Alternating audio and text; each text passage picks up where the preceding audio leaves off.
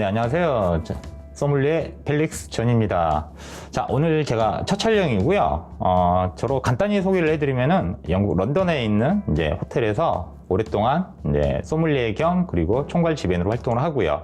그리고 한국에 와서 지금 현재 와인 아카데미에 근무를 하면서 같이 여러분들하고 와인을 공유하고 있는 생활 소믈리에 전성환 펠릭스 전이라고 합니다.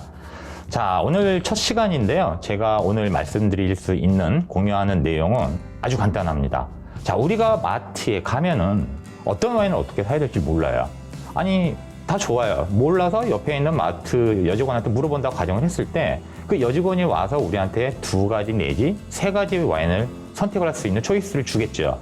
그런데 문제는 여기에 문제가 있다는 거죠. 어떤 문제냐면은 마트나 백화점에 근무하시는 여성 매니저들은 거기에 직접 소속된 직원분들이 아니세요. 다시 말하면 파견된 분들이다 보니까 그분들이 권할 수 있는 와인은 본인이 소속되어 있는 와인 리스트를 2가지 내지 3가지 또는 5가지 정도 우리한테 추천을 하는 거죠. 그러면 우리는 무엇을 골라도 그 매니저분이 속한 회사의 제품을 고르게 된다는 거죠. 물론 그 매니저분이 속한 회사가 나쁘다는 건 아니죠. 물론 좋은 와인도 굉장히 많으니까. 하지만 우리가 그만큼 고를 수 있는 선택의 폭은 그만큼 줄어들게 된다는 게 바로 키포인트입니다.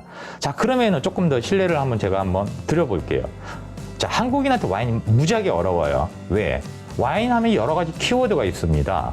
뭐 포도로 만들었다, 특별한 날, 좋은 날, 심지어 분위기 좋은 날 프로포즈로 사용되는 일명 작업주, 술이다, 발효주다, 여러 가지 키워드가 굉장히 많아요.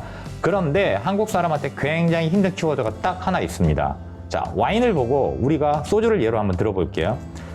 삼겹살집을 갔는데 이모님, 자, 삼겹살 2인분에 처음처럼 한 병 주세요. 처음처럼이 왔어요. 그런데 우리가 처음처럼을 받자마자 병을 보고 이모님, 이거 2019년 3월 빈티지 아닌데요? 3월 빈티지로 바꿔주세요. 우리 이렇게 안 합니다. 자, 2번째, 우리가 소주를 마실 때 한 모금을 마시고 난 다음에 오늘은 소주가 달다, 쓰다, 소주가 받네, 뭐 이런 식으로 아주 편하게 표현을 하지만은 유독 한국인은 와인만 마시게 되면 굉장히 추상적이고 은유적인 표현을 한다는 거죠. 뭐 예를 들자면 한 모금의 와인을 마시고 난 다음에 이것은 하늘에 있는 천사가 내려와서 깊은 옹달샘에 잠시 쉬고 있는 모습인 듯. 이것은 노이 슈반슈타인 성에 울려 퍼지는 지선상의 아리아다. 자, 굉장히 황당무계한 표현일 수도 있어요. 와인에서 물론 그런 느낌을 받을 수는 있지만은 아무리 와인을 많이 마셔본다 하더라도 그런 하늘에 있는 천사가 내려온다는 느낌? 어떤 느낌인지 아세요? 저는 전혀 모르겠어요. 자, 2번째. 노이 슈반슈타인 성에 울려 퍼지는 지선상의 아리아라.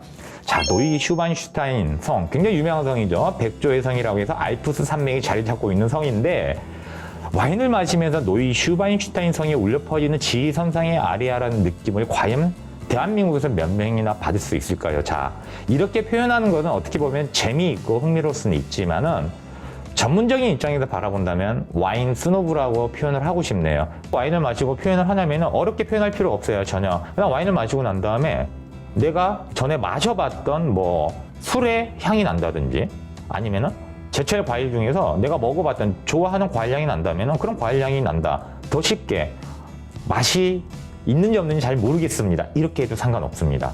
또는 저는 나는 단맛이 있어서 이 와인에 살짝 단맛이 느껴져서 저는 그래서 좋아요. 이렇게 단순하고 명료하게 표현을 하면 됩니다. 물론 와인과의 스킨십이 길어지면 길어질수록 거기 가도 좀 더 전문적인 용어를 사용하면 되지만은 처음부터 어려운 전문 용어 절대 사용하지 마세요. 예를 들자면은 저는 소믈리에, 즉 다시 말하면 축구로 말하면은 저는 강력한 슈팅과 빠른 스피드 그리고 화려한 드리블을 갖고 있는 전문 축구 선수입니다. 하지만 일반인들은 그게 아니죠.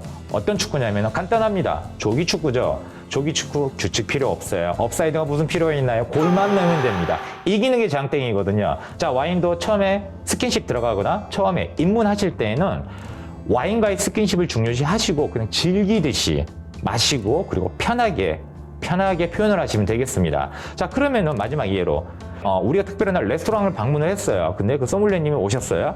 자, 와인을 주문합니다. 와인 모르면은 이렇게 하시면 돼요. 저는 5만 원대 7만 원 사이에서 약간 단맛이 있는 스위트한 와인이 좋습니다. 추천해 주세요. 네, 알겠습니다. 갔다가 오시죠. 와갖고 소믈리에님이 이제 말씀하실 거예요. 와인을 한 명 가지고 오십니다. 이렇게 레드 와인 가지고 오셔서, 자, 이 와인은 라스팔마스 그랑 레제르바 까버르네 소비뇽입니다. 일단 듣는 순간부터 머리에 지진이 납니다. 자, 그런데 물론 와인의 이름도 중요하지만은 내가 선택한 와인, 추천하신 와인이 어떤 와인인지 되게 궁금하실 거예요. 여쭤보면 됩니다. 자, 이 와인은 그럼 어떤 맛이에요, 소믈리에님? 이 와인은 까버르네 소비뇽 품종인데요. 블랙커런트와 카지스 향이 굉장히 강하고요. 그리고 어시한 느낌의 플로랄틱한 부케와 아로마가 굉장히 환상적입니다. 살짝의 미네랄과 함께 굉장히 바디가 높은 풀바디 스타일입니다. 듣는 순간 머리에 지진 납니다. 내가 내 돈 주고 와인을 마시러 와서 왜 이분한테 일장 연설을 들어야 됩니까?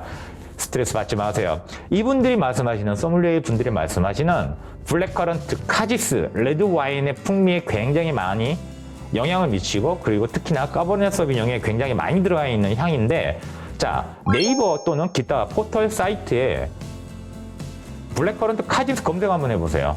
뭐라고 나오냐면요, 까치밥 나무 열매라고 나옵니다. 자, 까치밥 나무 저 못 봤습니다. 여러분 혹시 까치밥 나무 본 적 있으신가요? 없어요. 그런데 보지도 못한 까치밥 나무 열매가 난다고 하면은 정말 너무 황당한 거죠. 자, 까치밥 나무 열매, 소믈리에 분들이 말씀하시는 블랙커런트, 영어로는 블랙커런트, 그리고 프랑스어로는 카지스라고 하는데 같은 열매예요.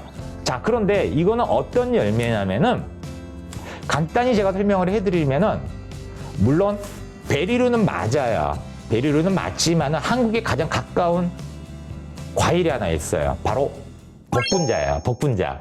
자, 까버르네 소비뇽을 마시게 되면은 여러 가지 맛과 향이 나지만 블랙커런트 카지스의 풍미, 맛과 향은 어떤 거와 가장 비슷하냐면은 우리가 한국에서 흔히 마실 수 있는 복분자에서 나는 그 복분자의 향.